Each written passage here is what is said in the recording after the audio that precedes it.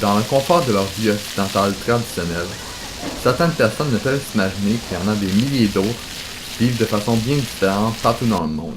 La majorité des gens qui pratiquent le nomadisme au 21e siècle le font à court ou à moyen terme via le backpacking.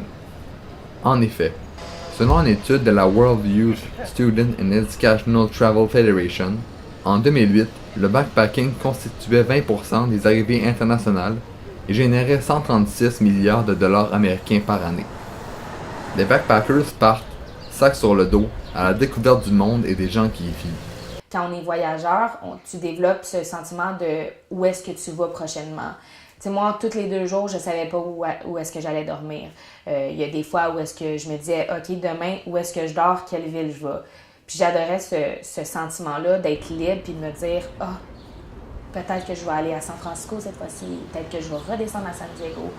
Puis juste cette façon libre de faire, ça me changeait à Montréal. Comme par exemple ici, des fois j'ai juste le goût d'aller au Mont-Royal puis de prendre l'autobus que je faisais pas avant, que je faisais moins. Maintenant j'ai plus le goût de visiter la ville puis d'y aller par moi-même au lieu de dépendre de si mes amis veulent venir avec moi, si mes amis sont libres. Maintenant j'ai plus de confiance en moi en étant seule puis de vouloir visiter même si j'ai pas les amis avec moi. L'aspect collectif est très présent en voyage parce que c'est dur d'apprécier. On peut apprécier par soi-même, mais tu le vis vraiment quand tu es avec les autres. Puis je pense que ça prend vraiment tout son sens quand que tu le vis avec d'autres gens. Ouais. Certaines personnes partent en groupe, d'autres en solitaire. Peu importe l'expérience, elle sera toujours très enrichissante. Mais aussi, voyager seul, c'est toi qui décides tout. Tout, 100%.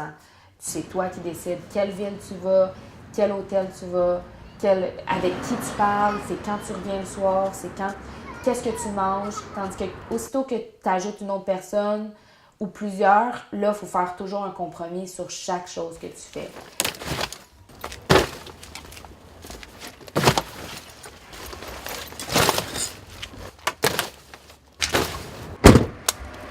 Le manque d'argent peut être un problème majeur. Heureusement, il y a différentes alternatives pour prolonger son voyage. À peine parce que tu peux travailler partout dans le monde. Donc, si tu vas en Asie, tu peux trouver un pays qui vont te faire travailler.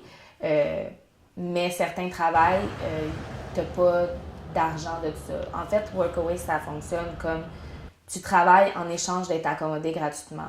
C'est ce que j'ai fait à Cozumel au Mexique. C'est la raison pourquoi j'ai pris un vol Los Angeles-Cancun parce que j'avais l'opportunité d'avoir un travail. Tu vas planifier beaucoup moins à long terme. Ça va être beaucoup plus au jour le jour, ce qui est un sentiment assez agréable pour l'esprit. Toujours se concentrer sur les petites choses.